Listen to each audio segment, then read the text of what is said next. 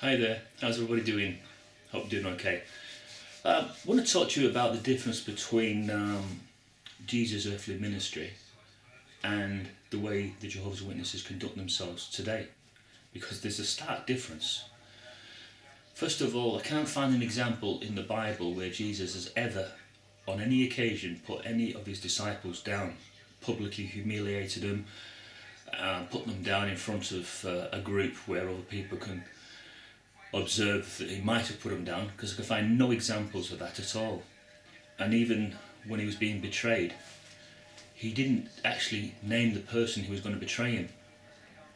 Now, I think this is quite significant because I'm trying to draw a comparison, and I can't see a comparison between the two. I see a difference. So, although I'm comparing the two, Jesus to the Jehovah's Witnesses of today, I see a difference, and I'll explain what that difference is. I'm going to go back to 1981, when we was building our Kingdom Hall the conventional way. We didn't do it the quick build way. That came a bit later on when they decided that that's the way they wanted to go. Now, on this occasion, I was working during the day as a time-served plumber. I was a tradesman, and I was also the night guard. Me and another brother were the night guards. So it was very, very exhausting to be able to do both tasks, but we did it for the first 2 days. So I was working all day and then staying awake at night looking after the materials, making sure no one came along and stole them. Anyway, on the third night, I think we just got too tired. We just couldn't do it. Your body just can't do that kind of thing. And we must have put our heads down in the caravan that we brought to the site. And in the process of falling asleep, an elder turned up with fish and chips, England's favourite supper. And obviously we weren't awake, so he ate them, and he left the papers there on top of a pile of bricks as a reminder of what we missed out on. Now, I didn't mind this particular elder because I liked him, and I feel as if his banter or his little joke was okay. That was fine, I could have accepted it.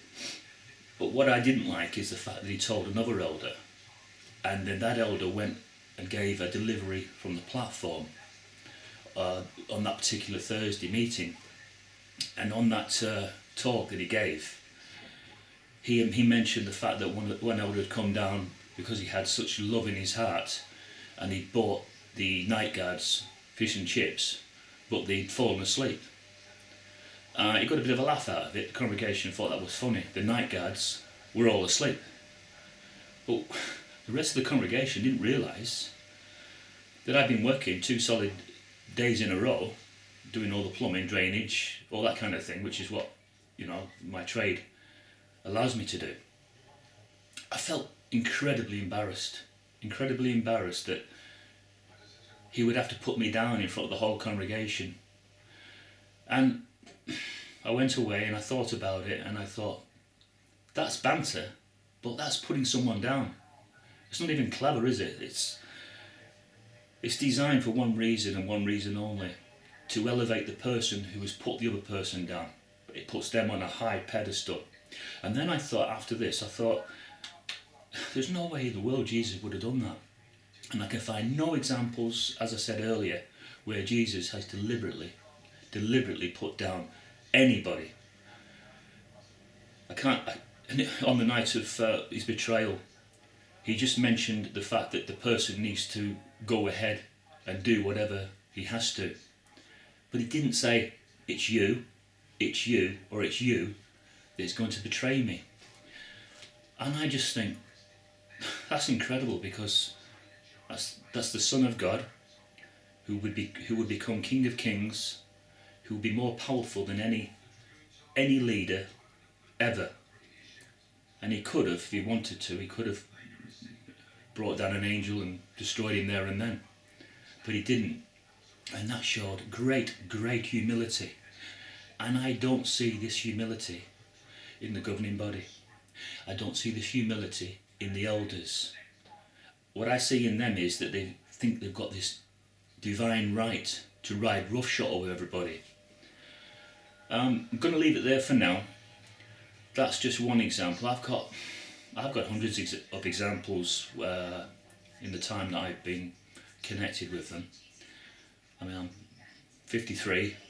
My mum was a JW when I was born, so I was brought up, infant, young man, and I got out in the late 80s basically.